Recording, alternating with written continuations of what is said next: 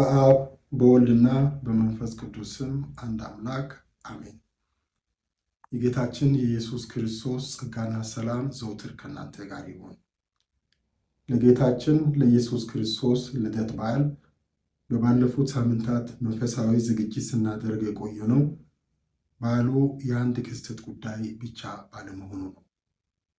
አምላክ ከሰማየ ሰማያት ወርዶ እንደኛ ሥጋ ለብሶ ሰው የመሆኑን ምስጢር የምናሰላስልበት እንዲሁም ሊያድነን ወደ ዓለም የመጣውን የክርስቶስን ልደት የምናከብርበት እግዚአብሔር አምላክን ስለ ታላቅ ፍቅሩ ስለ ማዳኑ ተግባር የምናመሰግንበት ለየት ያለ ታላቅ ወቅት በመሆኑ ነው።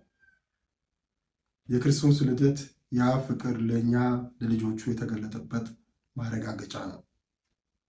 ስለዚህም ቅዱስ ዮሐንስ ሲናገር በእርሱ የሚያምን ሁሉ የዘላለም ሕይወት እንዲኖረው እንጂ እንዳይጠፋ እግዚአብሔር አንድያ ልጁን እስኪሰጥ ድረስ ዓለሙን እንዲሁ ወዷልና ይላል።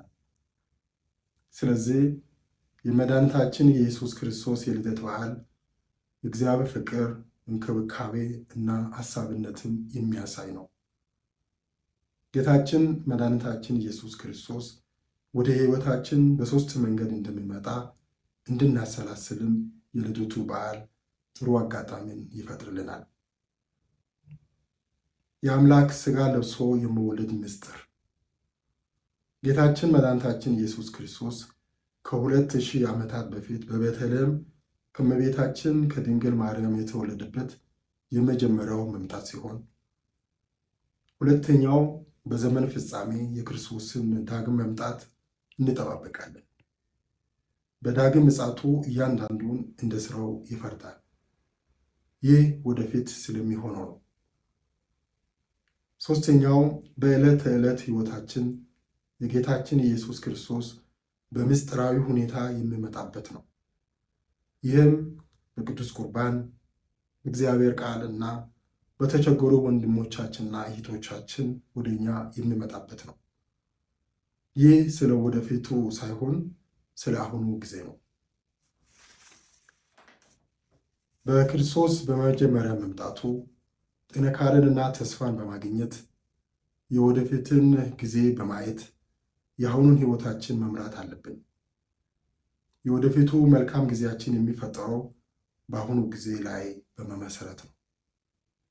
በክርስቶስ ዳግመኛ መምጣት ላይ የሚኖረው ፍርድ የሚወሰነው ክርስቶስን በዕለት ተዕለት ኑሯችን በምንቀበሉ አቀባበል ላይ መሰረት ያደርጋል።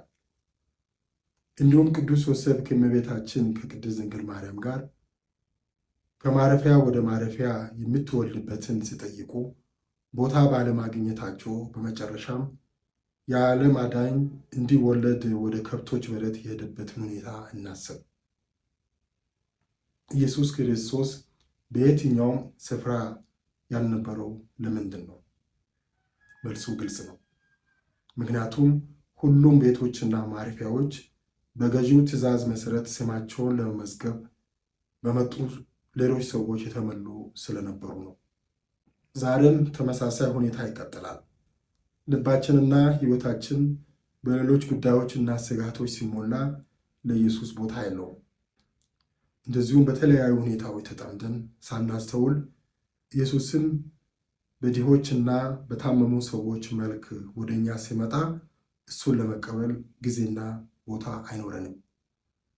ጌታችን ኢየሱስ ክርስቶስን ወደ ሕይወታችን ለመቀበል ራሳችንን ስናዘጋጅ እግዚአብሔር አምላካችን የልደት በዓሉን ለእያንዳንዳችን ትርጉም ያለውና በጸጋ የተሞላ ያደርግልን። ጌታችን ኢየሱስ ክርስቶስን ወደ ሕይወታችን በመቀበል በእግዚአብሔር ቡራኬና በጸጋው የተሞላ መልካም የብርሃን ልደት በዓል እንዲሆንላችሁ እመኛለሁ። አሜን።